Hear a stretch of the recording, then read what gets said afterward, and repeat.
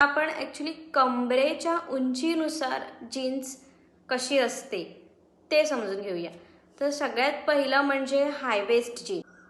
हाय waist jeans ही आपली जी कमरेजवळची नाभी आहे, नाभीच्या वरपर्यंत ती घातली जाते आणि ती जीन्स जास्त करून आपण क्रॉप टॉप्स अशा टॉप्ससोबत घालतो.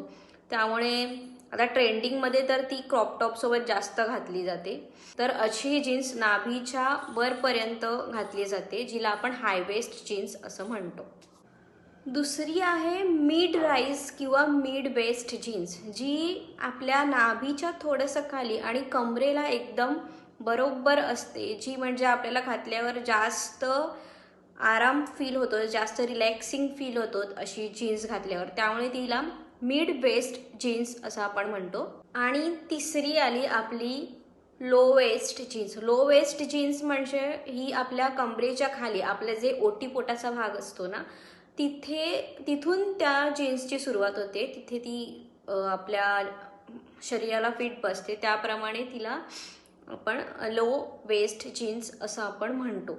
आणि ती खूप जास्त खरं तर आरामदायक असते. आपल्याला जास्त फिटिंगचा त्रास होत नाही. त्यामुळे ही रेग्युलरली घालायला सुद्धा जास्त बेटर आहे.